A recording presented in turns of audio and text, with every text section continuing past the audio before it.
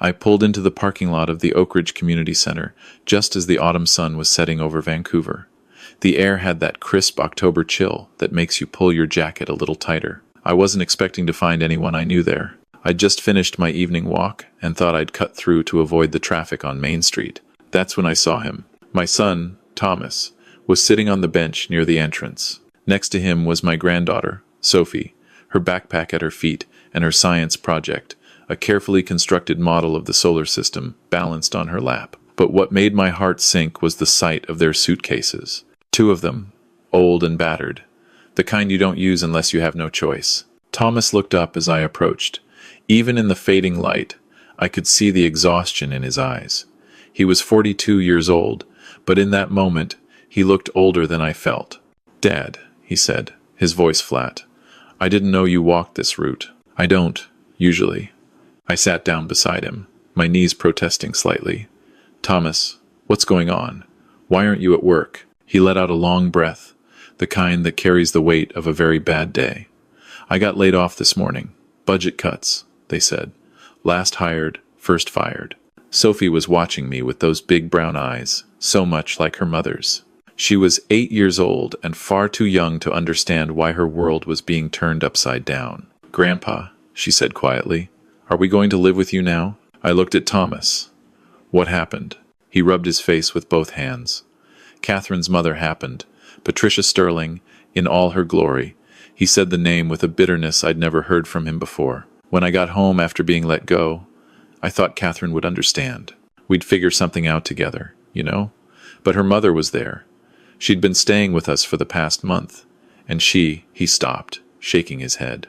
"She what?" She said that this was proof that Catherine had married beneath her station, that I'd never amount to anything, just like my father before me. He looked at me then, and I saw the shame in his eyes. "She said our bloodline wasn't worthy of the Sterling name. She told Catherine it was time to cut her losses." I felt something cold settle in my chest. Not anger, not yet, just a quiet, crystalline clarity.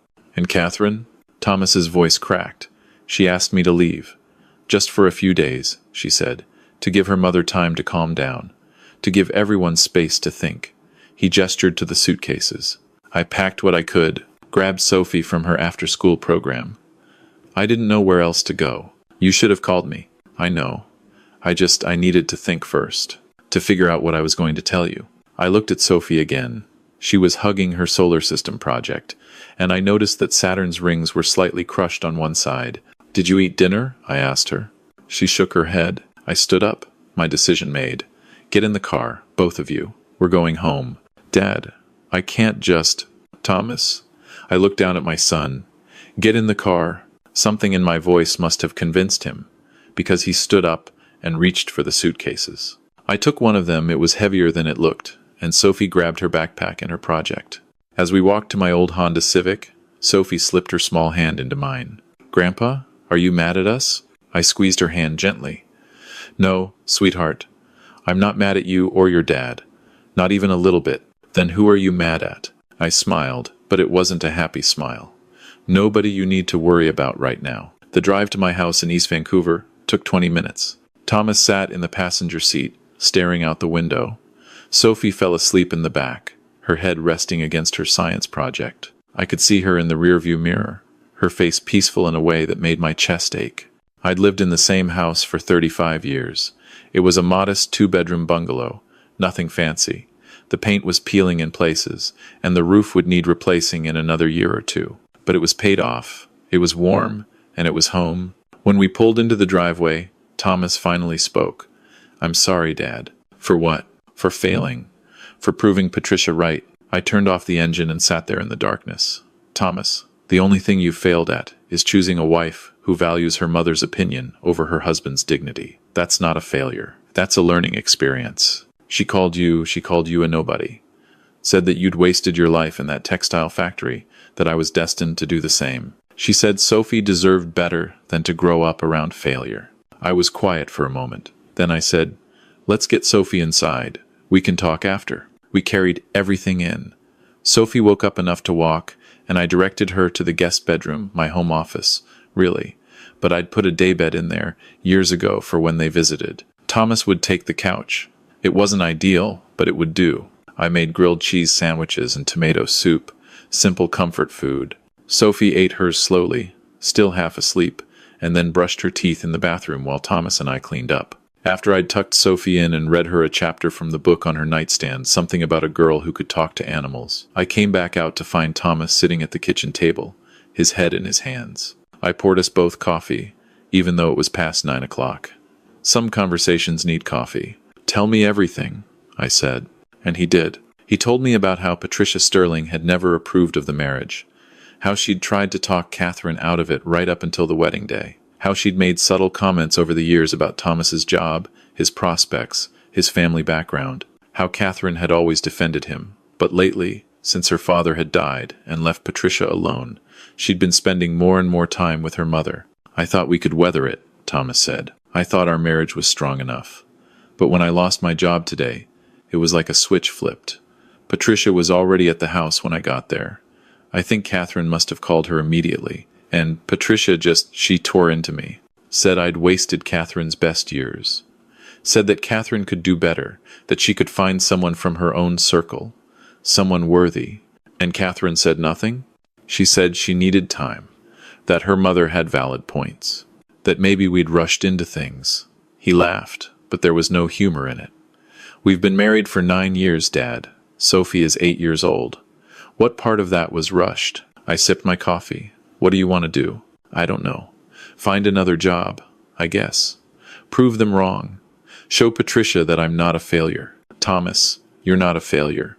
You've never been a failure. But I don't have anything. No savings." Catherine handled the finances, and most of my paycheck went into the joint account. No prospects, no wealthy family to fall back on. He looked at me. "I'm 42 years old, and I'm sleeping on my father's couch. There are worse places to be." He shook his head.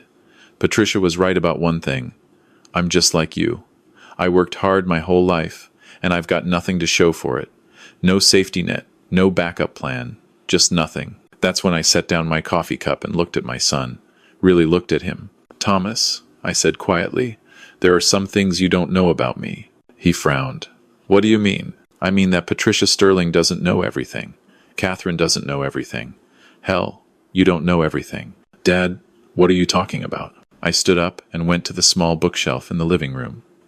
Behind a row of old paperbacks, there was a folder. I'd kept it there for years, never needing to look at it, but always knowing it was there.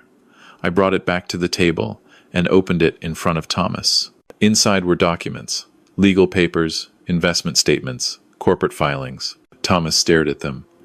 "I don't understand. When you were young, your mother and we didn't have much. You remember that?" He nodded slowly. "I worked at the textile factory for 30 years. Shifts, overtime, everything I could get. Your mother worked too, cleaning houses, taking in sewing.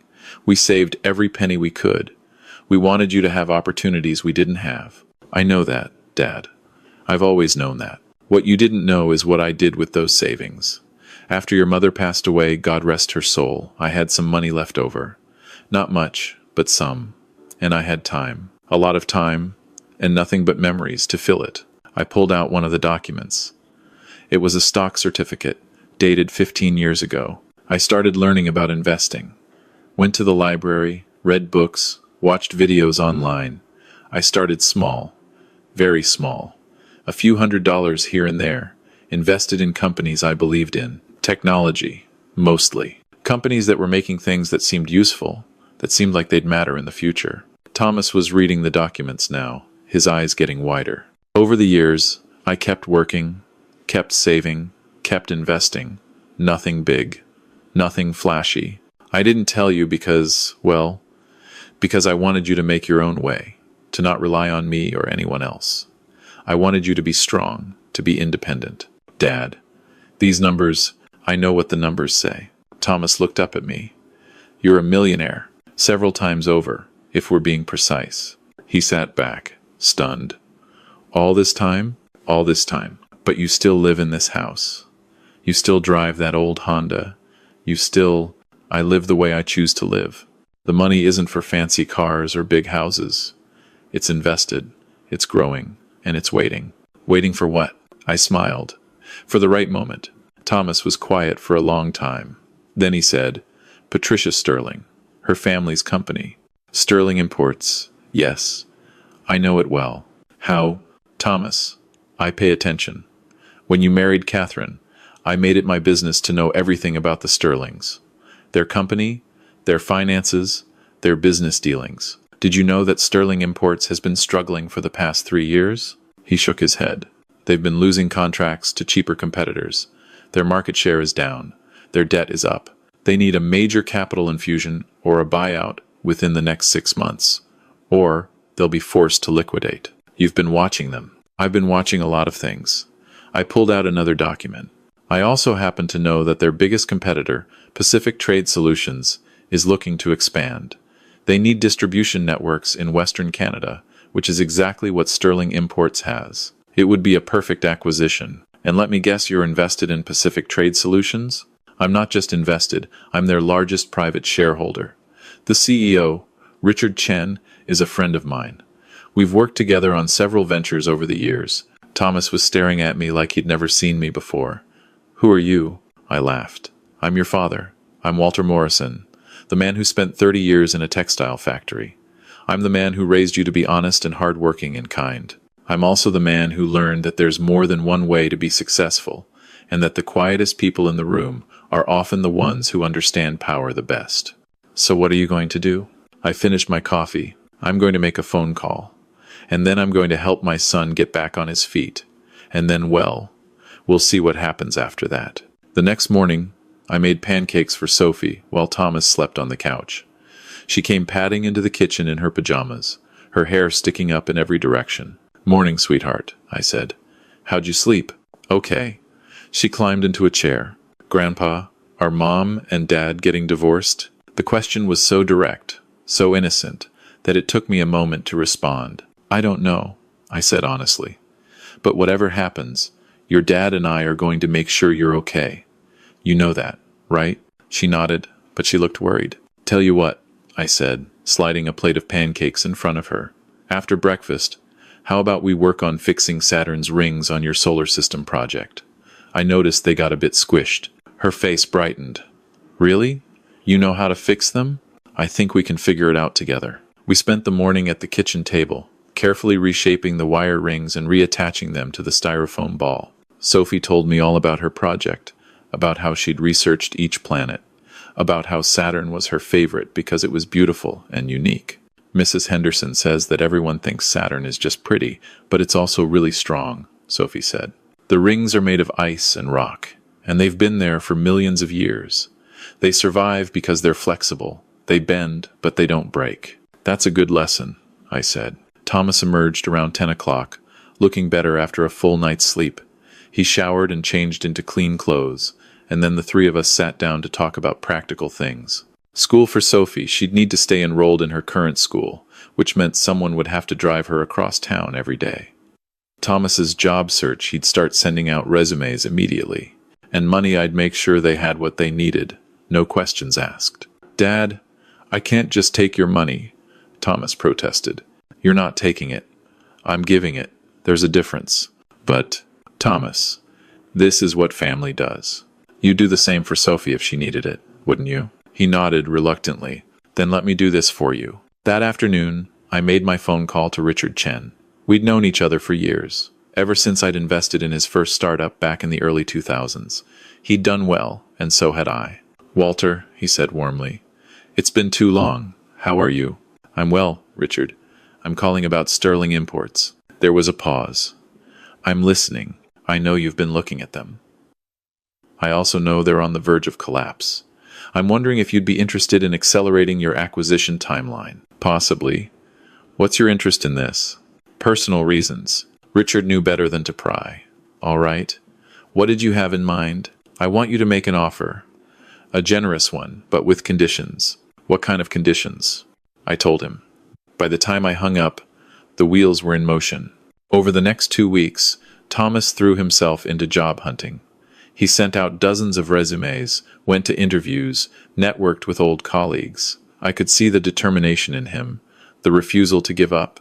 It reminded me of myself at his age. Sophie adjusted to the new routine. Thomas drove her to school every morning, and I picked her up in the afternoons. We'd do her homework together at the kitchen table, and I'd help her with her science project, which was due at the end of the month. Catherine called a few times. The conversations were brief and uncomfortable. She wanted to know when Thomas was coming home, but she wouldn't commit to standing up to her mother. She kept saying she needed more time, that things were complicated. "I'm not coming back unless you choose me over her," Thomas finally told her during one call. "I'm not going to be disrespected in my own home. Sophie isn't going to grow up thinking that's normal." Catherine didn't have an answer to that. On the Tuesday of the third week, Thomas got a job offer. It wasn't glamorous, a project management position at a mid-sized firm, but the pay was decent, and there was room for growth. He accepted immediately. "I start Monday," he told me that evening, grinning. "I can finally start paying you back." "You don't owe me anything," I said, "but I'm proud of you." That weekend, Sophie's science fair arrived. Thomas and I both went to watch her present her solar system project. She stood beside her display board, confidently explaining the characteristics of each planet to the judges. When she got to Saturn, she said, "This one's special because it's flexible. The rings have been there for millions of years because they bend instead of break. My grandpa taught me that." The judges were impressed. So was I. After the fair, as we were loading the project into the car, my phone rang. It was Richard Chen. "Walter, it's done. Sterling Imports accepted our offer. The papers will be signed Friday morning. And the conditions? All in place, exactly as you specified." "Good. Thank you, Richard." "Walter, can I ask you something?" "Of course. Why did you want a public apology written into the acquisition terms? That's unusual. Let's just say that some people need to learn the difference between actual worth and perceived status." He chuckled. "Understood. I'll see you at the signing." Friday morning came. I put on my best suit, the one I'd bought years ago for your mother's funeral, and had only worn a handful of times since. Thomas noticed. "Dad, where are you going?" "Downtown. Business meeting." "What kind of business meeting?" "The kind that closes a chapter." He frowned, but didn't push. I think he was beginning to understand that there was more to his old man than he'd realized. The signing took place in the conference room of Pacific Trade Solutions' downtown Vancouver office. Patricia Sterling was there, along with her lawyers and accountants. She looked older than I remembered, more tired. The weight of trying to save a failing company had clearly taken its toll. Richard Chen was there too, along with his legal team, and sitting quietly in the corner, watching everything, was me. Patricia didn't notice me at first. She was too focused on the documents, on trying to negotiate better terms, even though it was far too late for that. Her company was drowning in debt, and this buyout was the only lifeline she had. It wasn't until Richard said, "Before we proceed, there's one final condition that needs to be addressed," that Patricia looked up. "What condition?" she asked sharply. "The acquiring party has requested a public statement from Sterling Imports, acknowledging certain past business practices and interpersonal conduct that reflected poorly on the company's values." Patricia's face went pale. "What are you talking about?" Richard slid a document across the table. "This is the statement that will be issued to the press immediately following the acquisition. It includes an apology for discriminatory hiring practices, elitist attitudes, and the mistreatment of employees and family members of employees based on socioeconomic background." "I'm not signing that." "Then there's no deal." Patricia looked at her lawyers. They looked at the numbers and back at her. One of them leaned in and whispered something. I could see the exact moment she realized she had no choice. That's when she finally noticed me. "You," she said, her voice shaking with rage. "What are you doing here?" "I'm here as a representative of the primary investor," I said calmly. "Richard, would you mind introducing me formally?" Richard smiled. "Patricia, this is Walter Morrison. He's Pacific Trade Solutions' largest private shareholder and the architect of this acquisition." Patricia stared at me. "You're Thomas's father." "I am." "You did this. You orchestrated this whole thing." "I invested in a good company that saw an opportunity. Sterling Imports was failing long before I became involved. I just helped facilitate a transition that was going to happen anyway. You're doing this because of Thomas. I'm doing this because you treated my son and my granddaughter like they were worthless. Because you judged them based on where they came from instead of who they are. Because you looked at me, a man you'd never met, and decided I was nobody." I leaned forward slightly. "But mostly, I'm doing this because someone needs to teach you that worth isn't measured in family names or inheritances. It's measured in character, in resilience, in how you treat people when they can't do anything for you. Patricia's hands were shaking. You've destroyed my family's legacy. No, I've given it a chance to continue under better leadership. Your employees will keep their jobs. Your company will survive. You'll walk away with enough money to live comfortably. But you won't do it with your pride intact. And that's the price you pay for cruelty. She signed the documents. All of them, including the public statement. Her lawyers tried to soften the language, but Richard held firm. When it was done, Patricia stood up without a word and walked out. I never saw her again. That evening, I told Thomas everything. We sat in my living room, the same living room where I'd raised him, where he'd learned to walk and read and become the man he was. Sophie was in bed, and it was just the two of us. You did all of that for us, he said quietly. I did it because it was right, and because nobody gets to tell my family they're not worthy. What about Catherine? That's up to you. But whatever you decide, you'll decide from a position of strength, not desperation. Thomas was quiet for a long time. Then he said, I think I need to talk to her. Really talk to her. Not about her mother or money or any of that. About whether we still want the same things. About whether she can be the partner I need her to be. That's wise. And if she can't, then you'll rebuild. You're stronger than you think, Thomas. You always have been. Catherine called 2 days later. She'd seen the news about Sterling Imports. She'd read the public apology, which had been picked up by several business publications. She knew, your father, she said. He did this. He did. Patricia is devastated. She's barely speaking to me. Catherine, I need to ask you something, and I need you to be honest. Okay. Do you think I'm worthy? Not good enough. Not trying my best worthy. Do you think Sophie and I deserve your respect, your loyalty, your partnership? There was a long silence. I don't know, she finally said. And that was all Thomas needed to hear. The divorce took 6 months. It was civil, all things considered. Catherine got the house. Thomas got primary custody of Sophie, with Catherine having her every other weekend. They split the assets fairly. And because Thomas now had a good job and I'd quietly set up a trust fund for Sophie's education, there were no major battles over money. Sophie adjusted better than I expected. She was sad, of course, but she was also resilient. Like Saturn's rings, she bent but didn't break. A year later, Thomas met someone new. Her name was Jennifer, and she was a teacher at Sophie's school. She was kind, funny, and she thought Thomas hung the moon. More importantly, she loved Sophie like her own. When Thomas brought her to meet me, I knew within 5 minutes that this was right. Your son talks about you constantly, Jennifer said, shaking my hand. He says you're the strongest person he knows. He's kind to say so. It's not kindness. It's truth. We had dinner that night, Thomas, Jennifer, Sophie, and me. We laughed and told stories, and Sophie showed Jennifer her science fair trophy, which had pride of place on my mantle. Grandpa says that being flexible is more important than being hard, Sophie explained. That's how you survive. Jennifer looked at me and smiled. Your grandpa sounds very wise. After they left, I sat in my living room with a cup of tea and thought about everything that had happened. About the choices I'd made, the roads I'd traveled, the lessons I'd learned. I thought about Patricia Sterling, who'd valued status over substance and paid the price. I thought about Thomas, who'd learned that being knocked down isn't the same as being defeated. And I thought about Sophie, who was learning early that worth comes from within, not from anyone else's opinion. I'd spent 30 years in a textile factory. I'd lived simply, saved carefully, invested wisely. I'd never needed anyone to know how much I had, because wealth, real wealth, isn't about what you show the world. It's about what you can do when the people you love need you. Patricia Sterling thought I was nobody.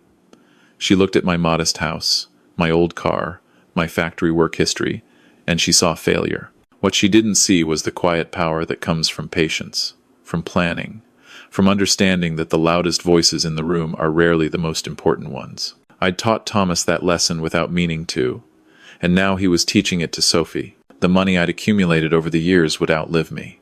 Some of it would go to Thomas and Sophie. Some of it would go to causes I cared about: scholarships for kids from working-class families, support for new immigrants, programs that helped people rebuild after loss. But the real inheritance wasn't the money. It was the knowledge that your worth isn't determined by others. That family means showing up, even when it's hard. That starting over isn't failure, it's courage. And that sometimes, the quiet man in the corner is the one who holds all the cards. I finished my tea and stood up. Tomorrow, I'd pick Sophie up from school. We'd work on her homework together, and I'd listen to her chatter about her day. Thomas would come for dinner, maybe with Jennifer. We'd be together, and that was worth more than all the money in the world. Patricia Sterling had asked my son if his bloodline was worthy. She'd meant it as an insult, a final cut to remind him of his place. But she'd been asking the wrong question all along. The question wasn't whether we were worthy of her family's name. The question was whether her family's name was worthy of us. And the answer, as it turned out, was no.